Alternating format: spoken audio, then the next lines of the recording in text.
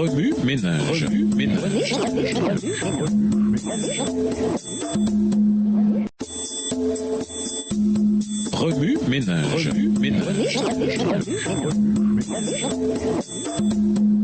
Bienvenue dans votre émission. Remue ménage. Nous voilà à la leçon 7, l'honnêteté envers Dieu. La semence qui tombe dans la bonne terre représente ceux qui écoutent la parole et la gardent dans un cœur bon et bien disposé, qui demeure fidèle et porte ainsi des fruits. Luc 8, le verset 15. Se croiser les doigts derrière le dos est habituellement un geste de malhonnêteté. Ce geste montre que l'on n'abandonne pas tout face au grand sacrifice de Dieu pour nous. L'environnement ouvert reflète aussi l'inutilité d'essayer de mentir à un Dieu omniscient. Une honnêteté radicale. Lisons Luc 8, le verset 15.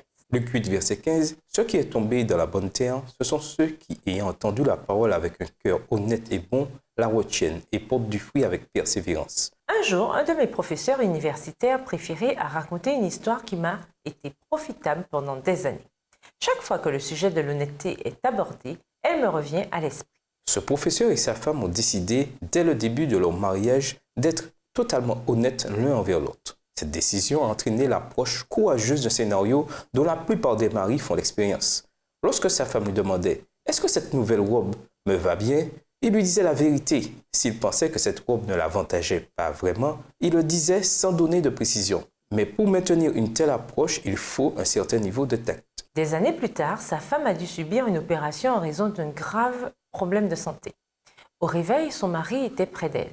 Craignant que l'opération n'ait affecté son apparence, elle lui a posé de but en blanc une terrible question. « Suis-je laide maintenant ?» Prenant son visage entre ses mains, il lui a répondu tendrement que pour lui, elle était plus belle que jamais. Avec émotion, il nous a expliqué que parce qu'il avait toujours été entièrement honnête avec elle, elle a su qu'il disait la vérité. L'amour intime et confiant qui caractérisait leur mariage lui a permis de la réconforter comme personne d'autre n'aurait pu le faire. Qu'est-ce que l'honnêteté ?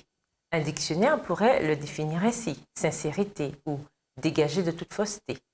C'est un commencement. Cependant, l'honnêteté, c'est beaucoup plus que cela. L'honnêteté, c'est aussi la vulnérabilité et la fidélité. Elle crée une confiance de base qui permet à une relation de grandir et de se développer. L'honnêteté est essentielle à l'intimité. En revanche, la malhonnêteté, le mensonge et la tromperie détruisent la confiance et tuent les relations. Peut-on s'étonner de ce que l'honnêteté soit codifiée dans les 10 commandements?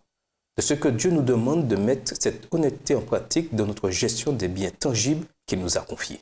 L'intimité que Dieu désire ardemment avec nous exige une honnêteté radicale. Nous nous approchons de lui avec notre vulnérabilité, avec nos échecs et nos faiblesses mis à nu, et sommes confiants que son amour et sa grâce insondables nous couvrent.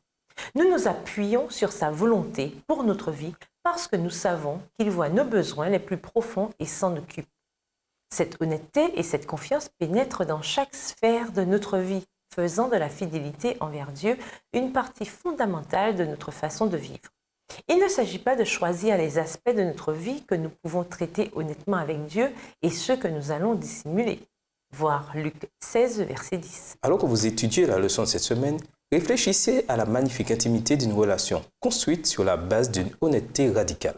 Considérez à quel point cette honnêteté a un impact sur votre gestion chrétienne de la vie et à quoi jour après jour la confiance entre vous et Dieu.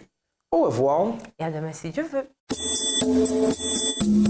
Remue ménage. Remue ménage.